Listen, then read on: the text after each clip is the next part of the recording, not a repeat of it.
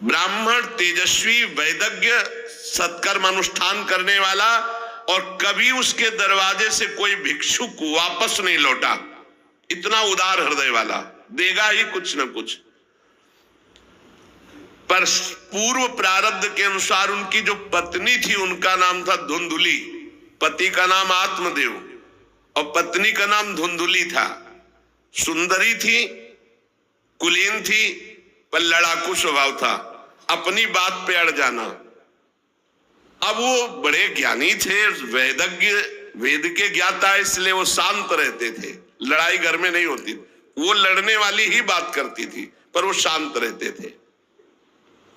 जब घर में नहीं होती तो पड़ोसी से जाके भिड़ना, जरा जरा से कारण में। क्रूर स्वभाव, बकवादी स्वभाव, गृह कार्य में निपुण लेकिन कंजूस और झगड़ालू, प्रारब्ध है। भोग विलास की कमी नहीं थी, खूब संपत्ति थी, घर बढ़िया सुंदर, परंतु सुख नहीं था। क्योंकि जब आत्मदेव घर में आते तो बस उपद्रव, लड़ाई झगड़ा, सब बड़ा नरक समझो। जिसकी घर में अशांति हो, झगड़ा होता, बड़ा नरक है। चैन से नमक रोटी खाए, प्यार से जीवे तो गृहस्थी धन्य। और खूब बढ़िया सब व्यवस्थाएं हैं, पर कलह, अशांति, मन नहीं मिल रहा एक दूसरे, ये बहुत धीरे धीरे अवस्था डल गई। कोई संतान ही नहीं हुई। बड़े बड़े पुण्य कर्म किए, खूब दान पुण्य किया, लेकिन संतान नहीं हुई। अब वो ब्राह्मण बड़े चिंतातुर हुए आत्मदेव की, जिसके संतान न हो तो फिर उसको पिंडदान कौन करेगा। गृहस्थी में विचार होता, कुल परंपरागत चलाने वाला तो कोई होना चाहिए। अब वो बड़े चिंतातुर हुए, हर उपाय करके हार गए थे। तो एक दिन उनके मन में आया कि एकांत जंगल में चलते हैं और अपने प्राणों को त्याग देते हैं।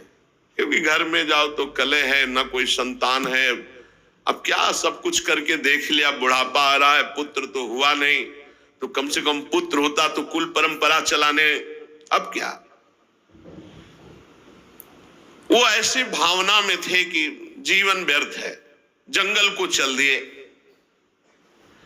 उधर एक सरोवर में प्यास बुझाने के लिए एक महान संत आ रहे थे। जब कोई धर्मात्मा पुरुष दुखी होता है तो भगवान अव्यक्त रूप से संतों से मिला देते हैं। वो सन्यासी महात्मा थे। ब्राह्मण देखा कि वो जब जल पी चुके तो जाके साष्टांग दंडवत किया, शास्त्रों का ज्ञान था, हाथ जोड़कर खड़े हो गए। तो कथम रोदसी विप्रत्वम काते चिंता बलियसी वदत्वम सब्बत सत्वरम मह्यम स्वस्य दुखस्य कारणम। ये लंबी लंबी सांसें खींच रहे हो, उदास खड़े हो, दुखी दिखाई दे रहे हो। देखने से तो लगता है कि तुम ब्राह्मण हो, क्योंकि तेजस्वी हो। क्या चिंता है तुम्हारी जो तुम जल्दी जल्दी श्वासें खींच रहे हो लंबी और दुख प्रकट कर रहे हो। ब्राह्मण ने कहा, महाराज आखिरी उपाय आप है। वैसे तो मैं बताऊं, अपने जीवन से निराश हो चुका हूं। आपको देखा तो आशा बन गई। पूर्व जन्म का कौन सा प्रारब्ध मुझे पता नहीं, पर संतान योग नहीं। अब मेरे पितर गरम गरम आंसू चिंता जनित छोड़ रहे हैं, क्योंकि पिंडदान करने वाला हमारे कुल में कोई नहीं रहा, संतानें नहीं उत्पन्न हुई। बहुत दुखी हो गया हूं।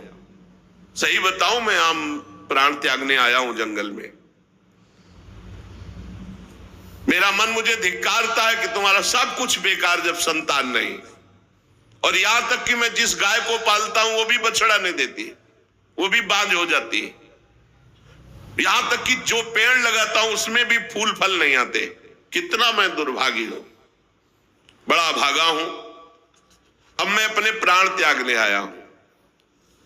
और फूट फूट कर रोने लगे। संत का हृदय बड़ा करुणामय होता है।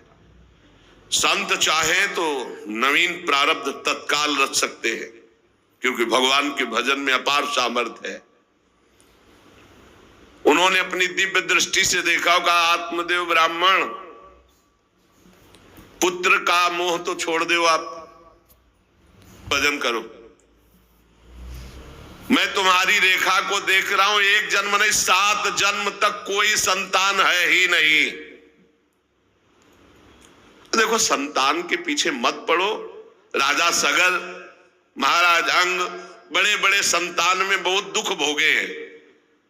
अब तुम भजन करो, जंगल में निकल आए, भजन करो, संतान की आशा छोड़ो।